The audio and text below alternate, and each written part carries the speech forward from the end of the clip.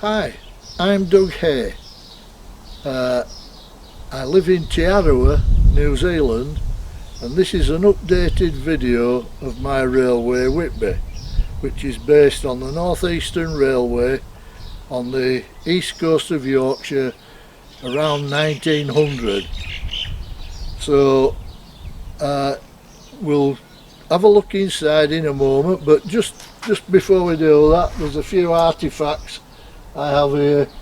Trespass plate, cast iron and a quarter-mile post and a station lamp standard, just to give a bit of an atmosphere to the place.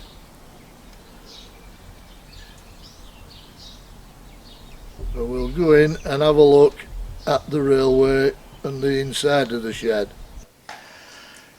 On this wall I have a few artifacts that I've collected over the years. A North Eastern limit of maintenance sign, which is virtually a boundary sign for the railway property. And then there's a bridge plate, in this case number 12. People use them as house numbers, and I lived in a house with a number 12 at one time. And then next to that is a very interesting piece. It's a wooden sign, and it says, you might not be able to see it too clearly, it says NER, caution, man working on this cable. And it's been hand painted onto a piece of plywood, and the NER finished in 1923, so it's 100 years old piece of wood. Next to that is a wagon plate off an old wagon that were built in 1898, a 10.5 ton wagon. And next to that is a slightly more modern pressed steel wagon plate. Next to that is another number sign, number 2. And next to that is a Great Northern plate, which were originally in a tunnel at Halifax, at Queensbury, where the line diverged into 3 places, and there were 3 separate tunnels, and this came out of one of the tunnels, and it were in a very corroded state and took a lot of pulling back to that.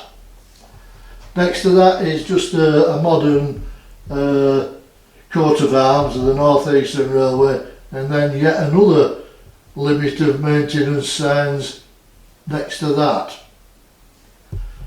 On this other wall, start with this one here, up on this wall here I have a master model that I made to produce a ceramic teapot. And it's much larger than the teapot because ceramic shrinks in the process of making it. And I did manage to make one good teapot out of it, and yet I forgot to make a hole to put the tea in. So, but that's just the master for it. Next to it is a sign for Brunswick Bay, which is one of the railways that we used to operate back in the UK. And I've got that and Ravensbeck, which was another one that I was involved with, more as a memento of a memory reminder for the railways I used to be associated with.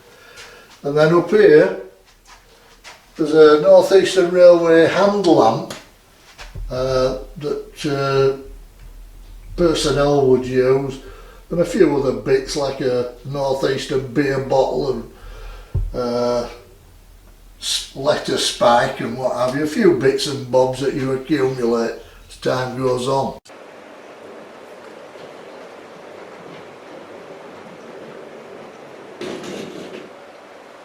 Now, it's not working.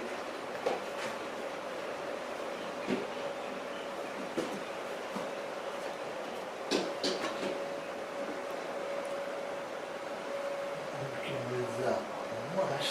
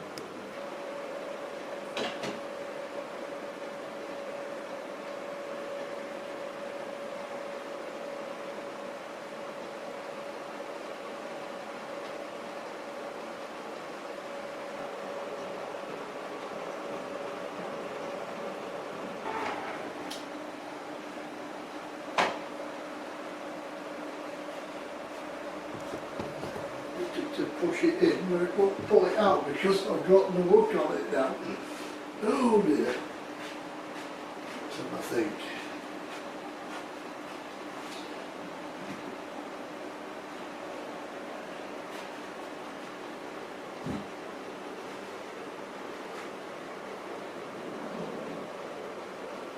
Better get out of shot, aren't I?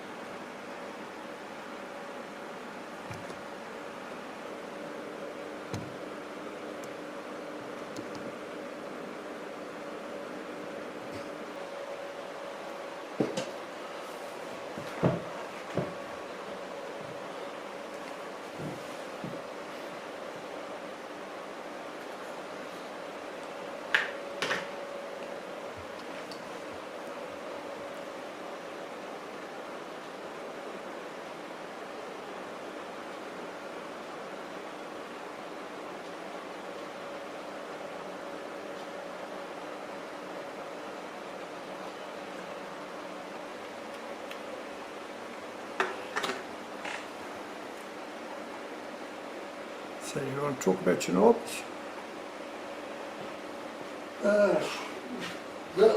You're looking at some controls for the blue point switches here. They operate blue points under the points, and they're just operated by pushing and pulling like that.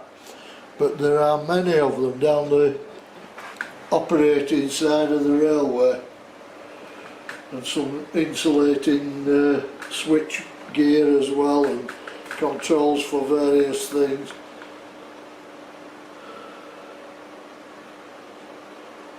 To simplify things, everyone's numbered and on the actual layout. Is it still? I say this 3-floor signal box, signal cabin, has been dismantled, and it's been rebuilt as a 2-floor signal cabin at Gromont, I believe. And this is the goods shed, which was badly damaged during the war. It originally stretched much further along here to where these brake vans are, and all this end were demolished with a bomb hit in the Second World War. The engine shed itself here at this end also had an extension to it that came to about here, that were a workshop for the shed, and that's all been demolished. And if you look at the shed today, it looks extremely odd on the end, and that's because it's an internal wall that you can see. Along here we've got the coal drops, and all this yard has now been turned over to housing. The goods shed, the engine shed is still there, but it can no longer be accessed by rail. And in fact, they've put a mezzanine floor in it, and at this point here, they've made a hole in the wall so cars can be driven in onto the mezzanine floor off the road here. They made a right mess of it, in my opinion. It should have been left with access onto the railway, and the North Yorkshire Moors Railway could have used that for a museum and repairs right in the heart of Whitby, where lots of people go holiday making. There's a couple of snow ploughs there which I constructed, and we've got various North Eastern Railway brake vans.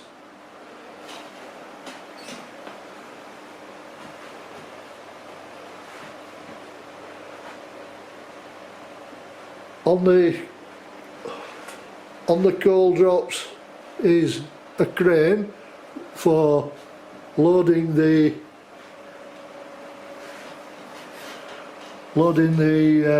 locos from the wagons.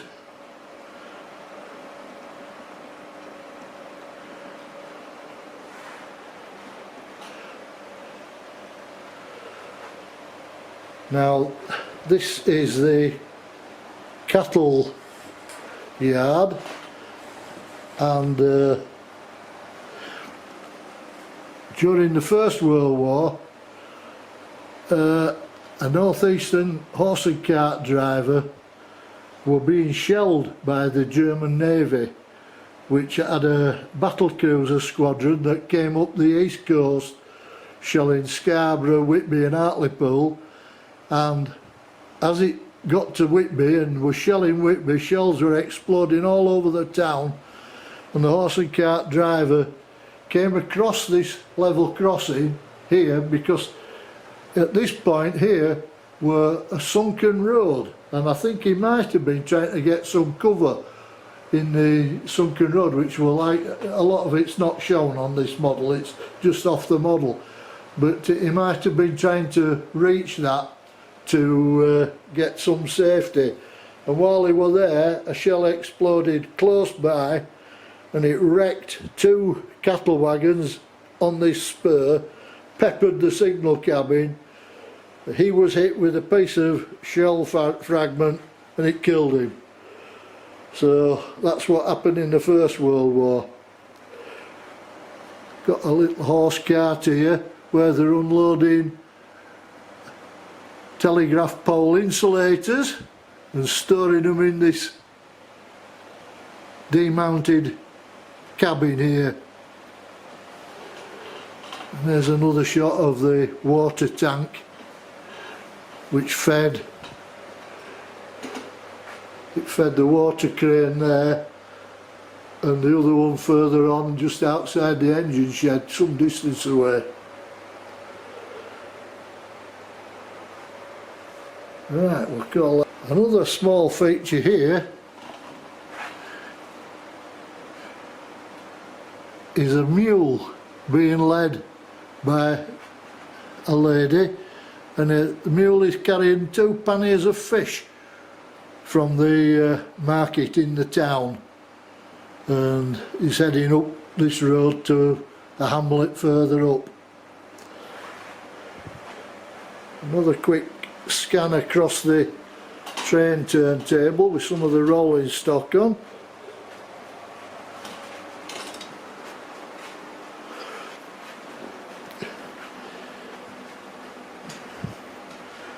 Here you see some of the controls for latching the train turntable into position. There's 2 controls for it because there isn't enough space on the arc of the train turntable for one latch to do it all, so I had to have 2, and so it's a hard job remembering which latch latches which track.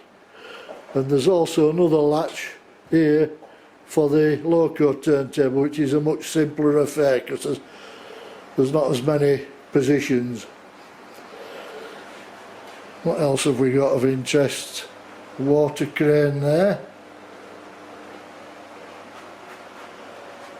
The other side of the level crossing. And the signal cabin man had a walkway across the tracks to this shed. I'm not sure what were in there, whether that were a lavatory, which it could have been, or just a store box, I'm not sure. And that's a bipod engineering crane there. This is the way cabin hut where the wagons could be weighed, and the weights were all recorded in the cabin there. Then there's a Plateless Coach. Originally Whitby had 2 of them end to end, and I built 2 to go on, but when I put them on they would fit, but it were a very tight thing because I've shrunk the layout, so I decided to just put 1 on, and the other one were converted into an actual running coach, which is running on the railway as a four-wheeler.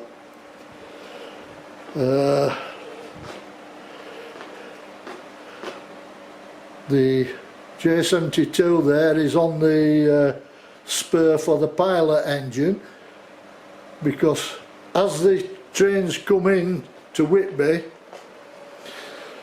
it being a terminal station, the train had to be disconnected from the engine, dragged out by a Pilot engine, and it could be run into that centre track, which is a coach siding, to free the engine that brought it in away. And so that would have been well used in its day. Today they've got round that by building a runaround at the end there for the modern trains.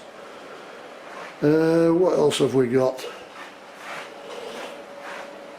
Got another little crossing there for the yard.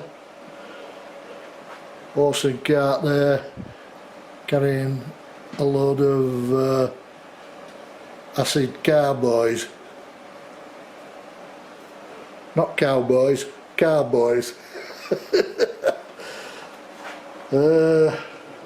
Yeah, we've already mentioned this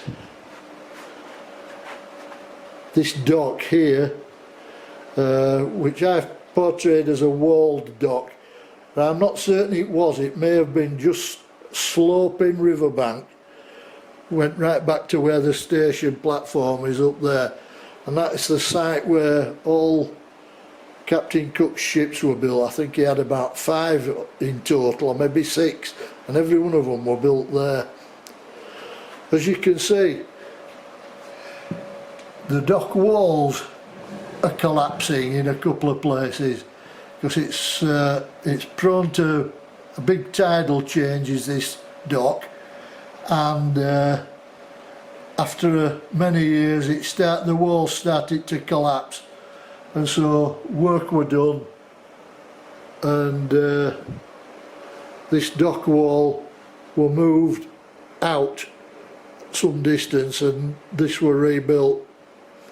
Here we've got the Salvation Army trying to whip up a bit of enthusiasm for the Lord. And further down the platform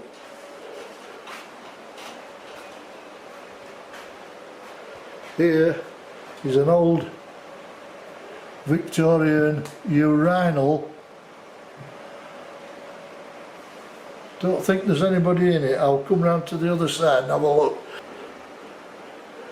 No, it's empty. There's no one there.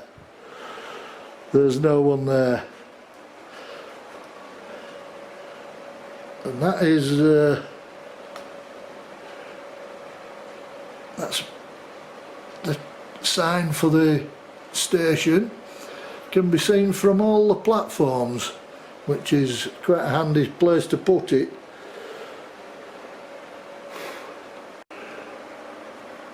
This is one of my showcase cabinets. I'm quite an enthusiast of the Sunbeam Alpine, and I've got some fairly rare plastic Sunbeam Alpine toys here, and some Revel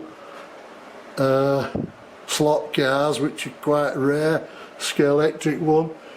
Also some motorcycles, so I'm quite enthusiastic about motorbikes, British bikes. There's a Vincent there, and I actually rode a Vincent, but not the V-twin, just the single 500 Comet, but I've ridden one of them. And I also had a test drive on one of those C1 scooters. I liked it actually, but they wouldn't do a proper trade deal, so I left it. I've got another showcase here with lots of Alpines in, including all the Minix sunbeam alpines, including some of the rare colours such as the maroon one.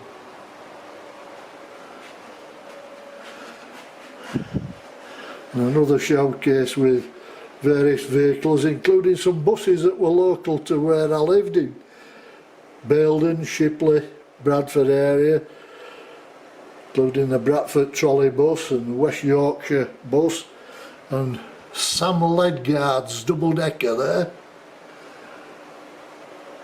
and some various British sports cars. Some old vehicles there that's doomed to be converted into a bus for the railway. So that's pretty much a reasonable look at the railway. Here is a fish, what do you call it? Not a fish stage where the fish on this horse-drawn cart can be offloaded, ready to be transferred onto a train. The fish would be landed in the town of Whitby, way over there, and brought up here to the railway for shipment on to London and other towns.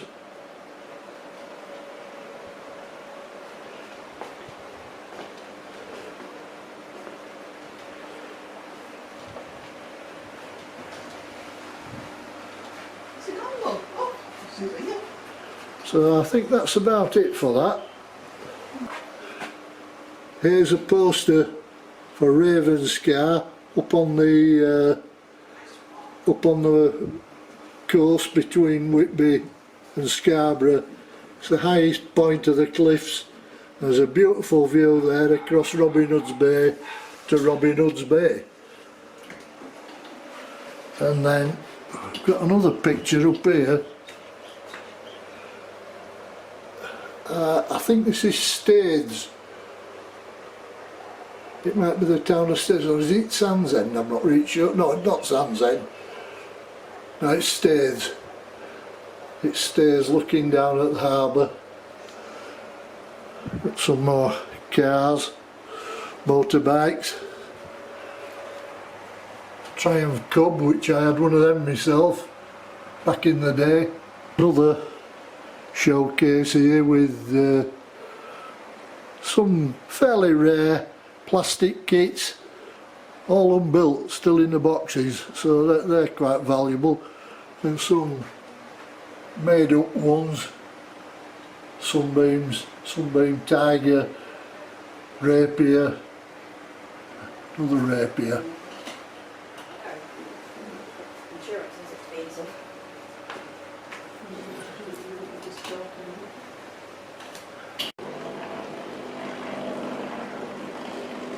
This is being driven from the portholes at the end of the coach. The driver's moved ends from the loco.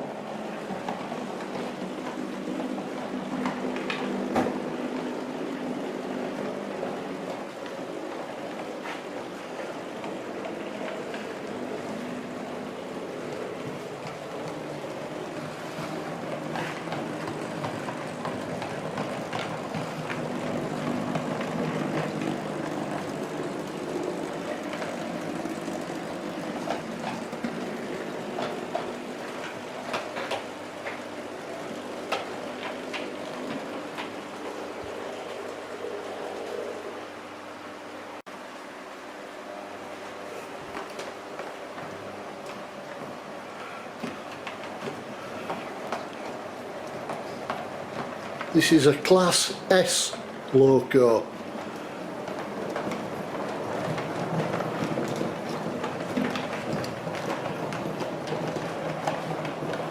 This loco built by Dr. Scott,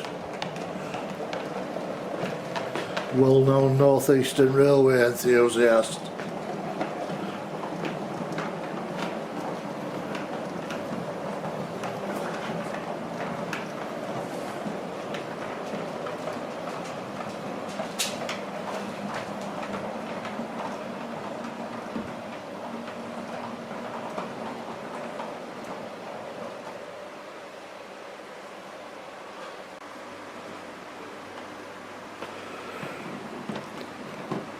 This is a G-class locomotive, 440 tender engine.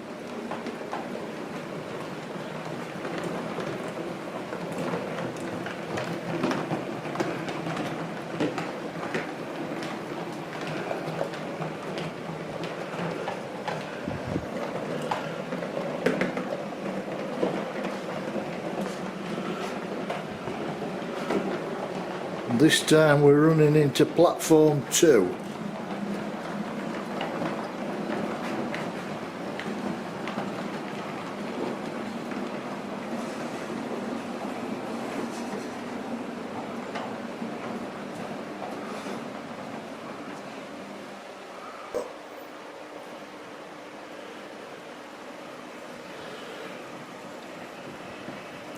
This is a small Hawthorn saddle tank loco, which is to be named Chettiweo after the Zulu king,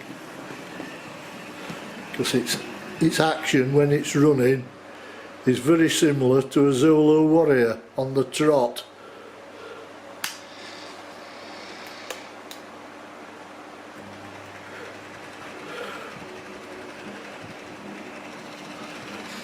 And it's heading down here into the goods yard to pick up 3 coal wagons,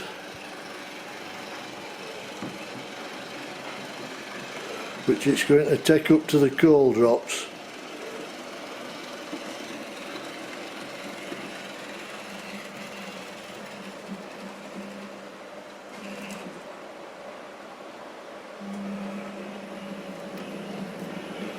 Here we are coupled up.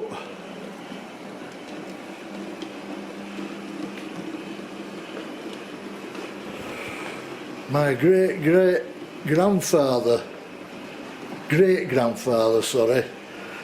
was the director of this locomotive, which worked at the Framwell Moor colliery just to the north of Durham. He didn't drive the engine, but he was a traffic man. He was a traffic manager and would have directed its operations. They had 2 locos, I believe, but this one is as near as I can get to the actual engine because there's not accurate details. I know it's an 040 outside cylinder saddle tank. At this point we're assuming that the driver gets out of his cab, walks round to the coach, to the driving compartment in this end of the coach, ready for the return trip. And you can see the porthole windows in the end that he gets his view of the track from. And by various whistles he can signal the fireman who's still in the cab, making adjustments to throttle, brakes and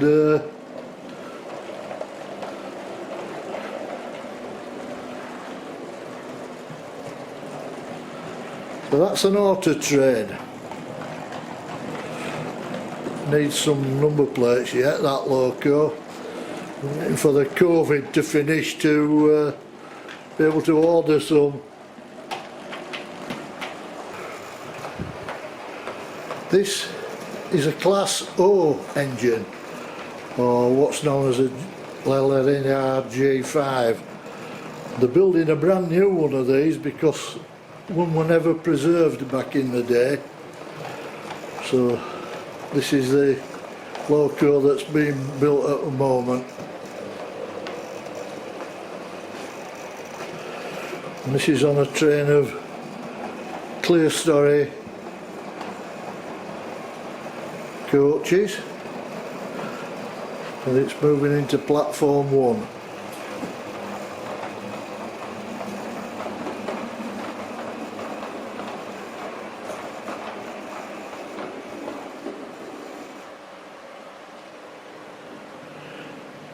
This is the station Pilot J72, which is going to pick up the coaches we've just brought in. But this is quite a complicated way of operating. This J72 was the first model I ever made in O gauge. The very first thing I made, completely scratch built.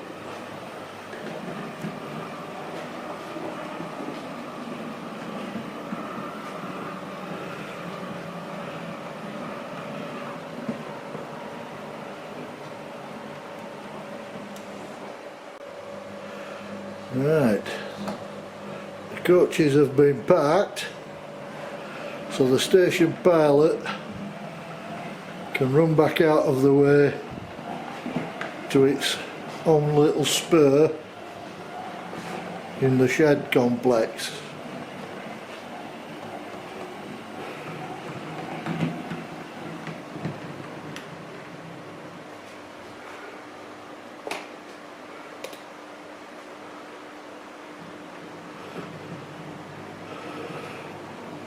Quite complex movements.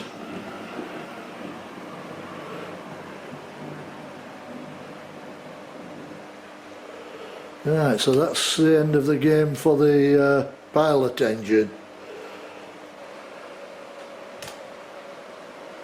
Right, the loco's freed now from its train, so it can return to the engine shed to be serviced for its next turn.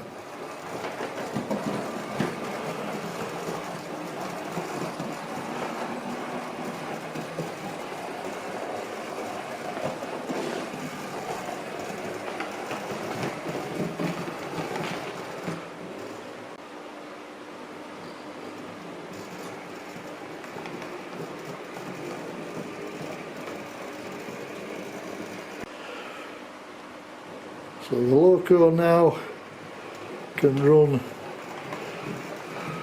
for water.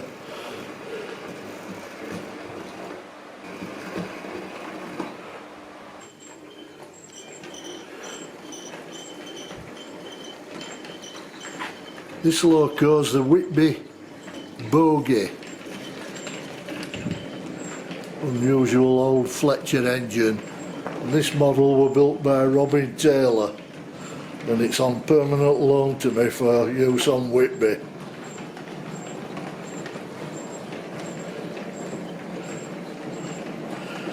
And there's some old four-wheel carriages, including the Whitby bathing machine,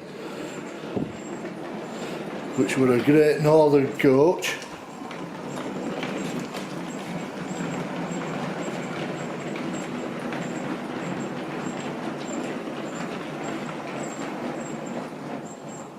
That's the Whitby bathing machine. There were just two of them made.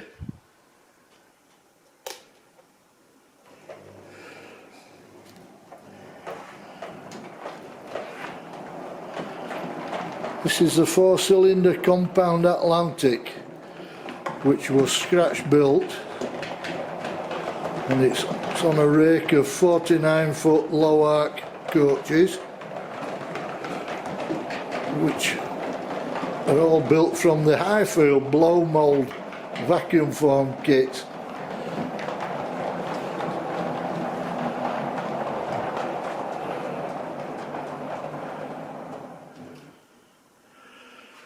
This loco's got full working inside valve gear. The boiler was turned out of a solid bar of phosphor bronze in order to make it easier for me to do the bell pair firebox, which is an unusual feature for a northeastern loco.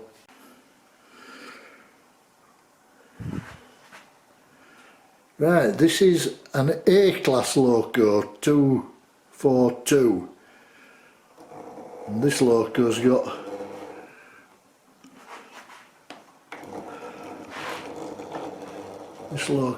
working inside valve gear, working joys inside valve gear. You might just catch a glimpse of some of that working there. It's also got simplified radial axle boxes.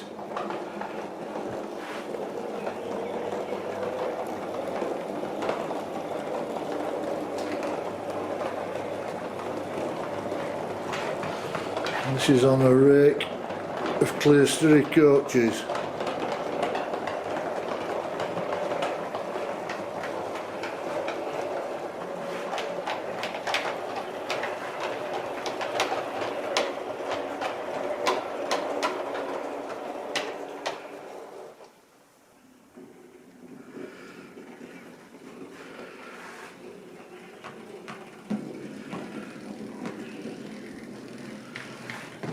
There's been a heavy fall of snow up to the west of Durham, and there's a call out for some additional snow ploughing, so they're calling on the snow ploughs that are based here at Whitby to lend a hand.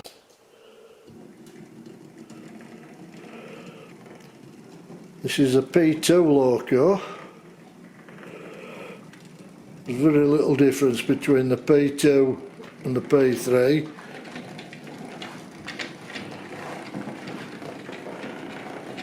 Most of the P2s had circular spectacles, but not all. And most of the P3s had shaped spectacles.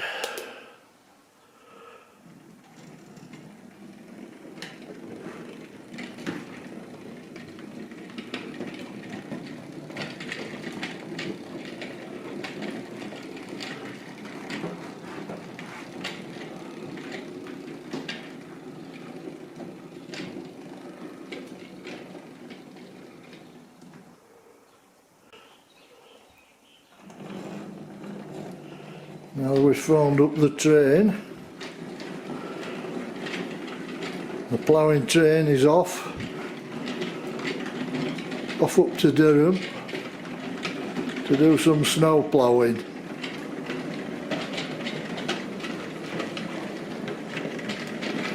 Could have as many as 5 engines doing this job on one train.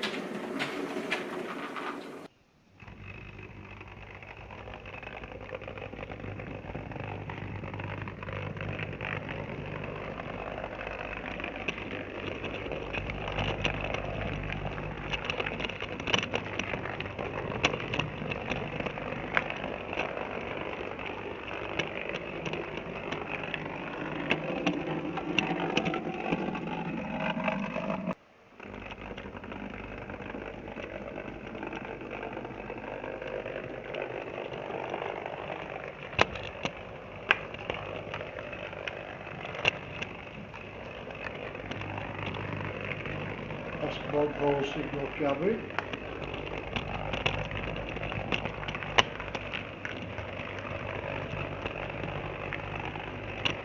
On the left is the Pilot loco,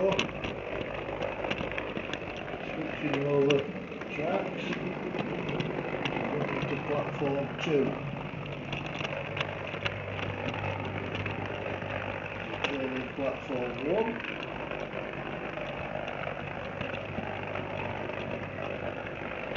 Wave to Pete.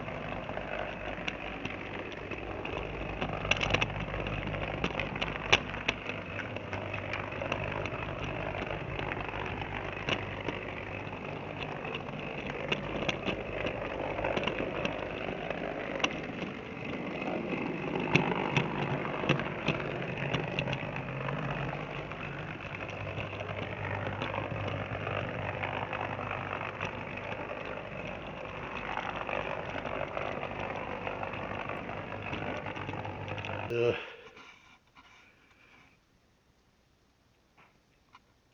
in some detail at some of the figures. Lady with the donkey and panniers. Enthusiast sat on the wall. This is the wall where all the train spotters right up to the 1950s used to sit and watch the trains go by, and they could also see what's turning on the turntable at the same time. Level crossing gates which led to the old ford across the River Esk.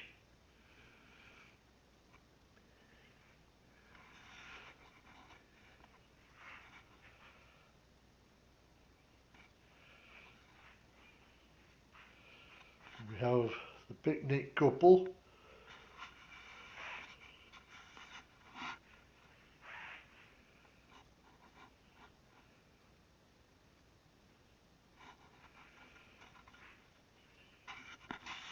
The gent leaning on the scrap bin is also watching the trains.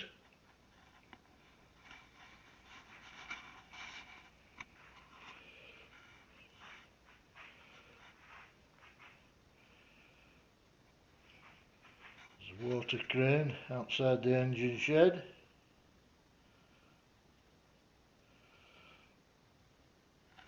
And the guy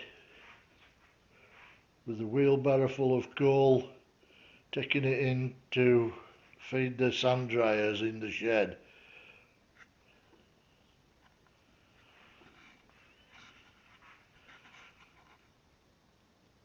We've got some brake vans waiting to be selected for the next trip. A couple of snow ploughs.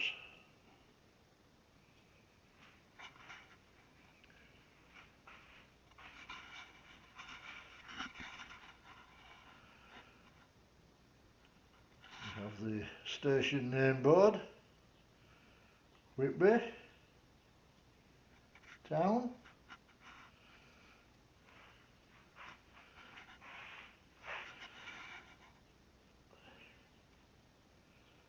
Walk down the walkway to the station on the straight side.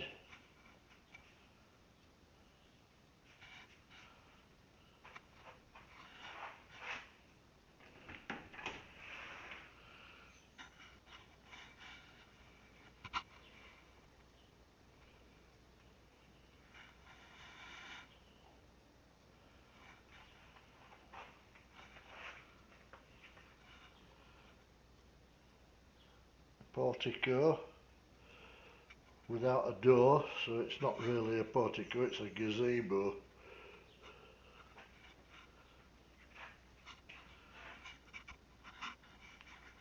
Salvation Army band, give us a tune.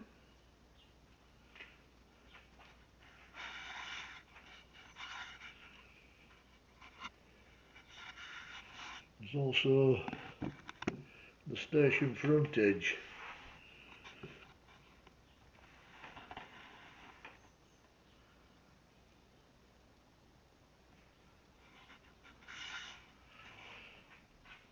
And there's the station roofs to look at as well.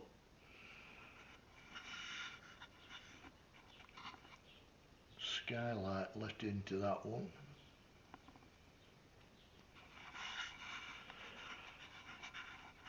This is the dock pier.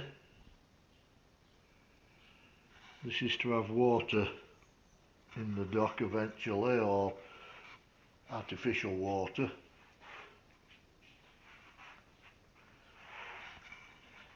That's the site where Captain Cook's ships were built. All of them, about 5. I think he had about 5 ships and they were all built there.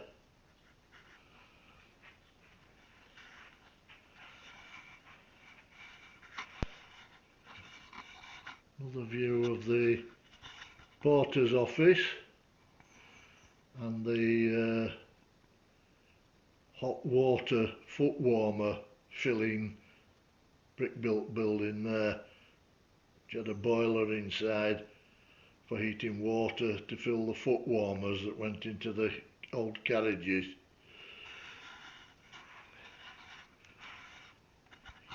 Here's an old ironstone upper wagon which is in use as a refuse wagon. In the last dying days of their usefulness, they were used, some of them were used as rubbish bins, like portable skips for station rubbish, and it was taken to the tip and tipped. When eventually the wagon were deemed to be beyond further use, the wagon itself would tip down the tip as well. There were a few went down that way, so I'm led to believe.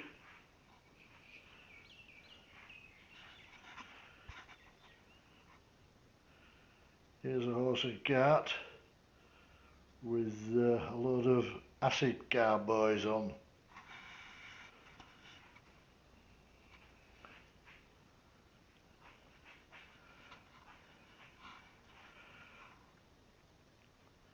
Fish stage.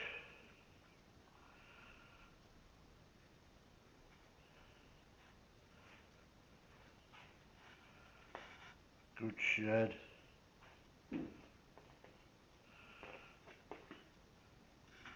Good shed crane.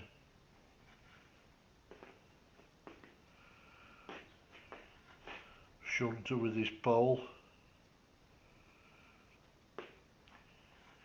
Plate layer's hut from a coach that demounted. Couple of guys having a chat. And there's the weighbridge hut, weighbridge cabin.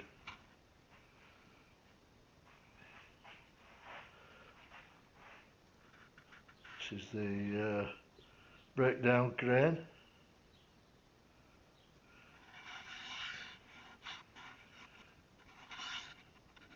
Here the signalman is out on his veranda, extended veranda, where he's carrying the tablet for the line up to Whitby West Cliff. It was a single line, and so they had a token tablet that the driver had to carry with him for access to the line.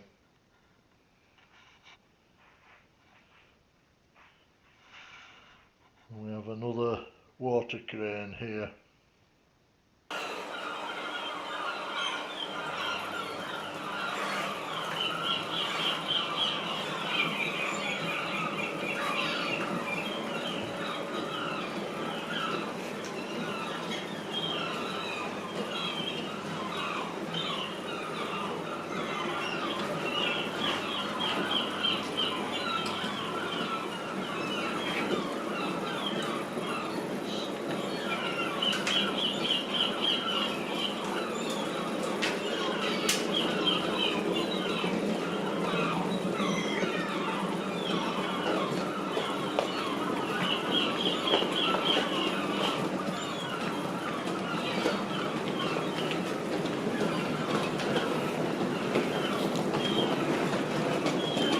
This is a P3 on a goods train.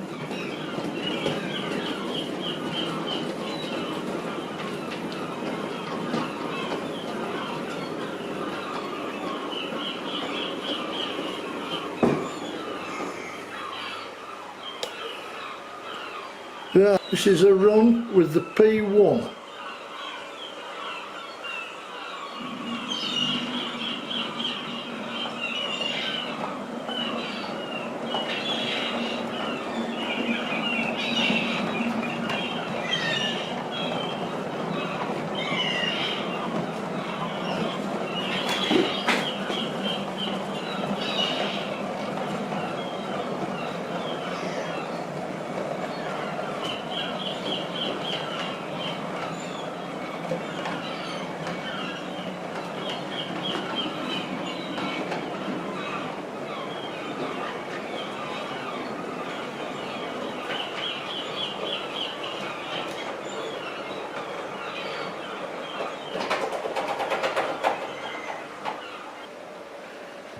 One item of interest are these lamp standards. They're German, made by a firm called Belly Becco, and they can be just unplugged and plugged back in. They do an whole range of them in all the different scales, but these are like a timber wooden mast, which I think are the most suitable. I just wish they did some real old-fashioned English square lanterns, but they don't do that. But I've had quite a few of them on here. Okay, so we've got a dusk at Whitby with a few of the lights, just to create a little bit of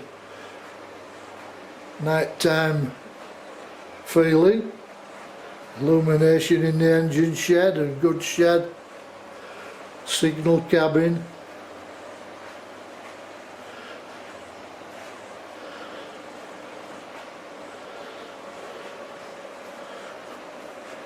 Onto the station itself.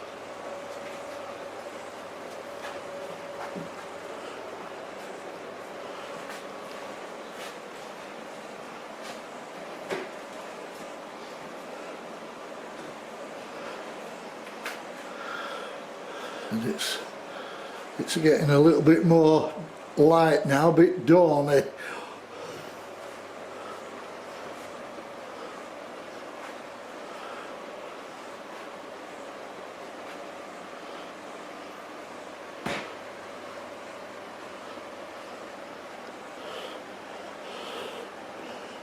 The morning turn will just be coming on at the shed, lighting up locos.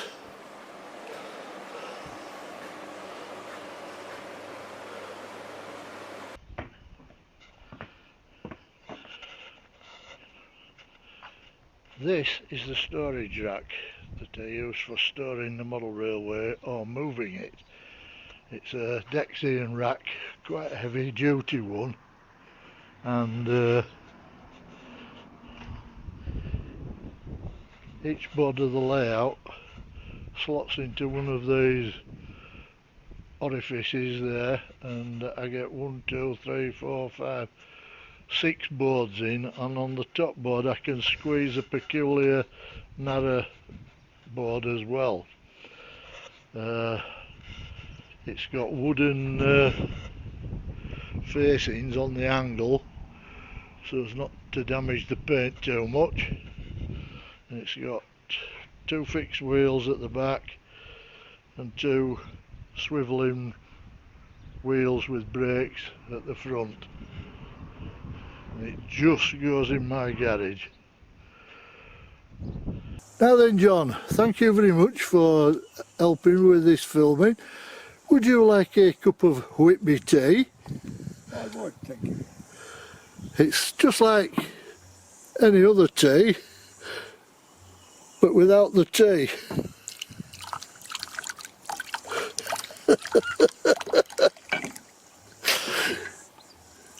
It's tealess.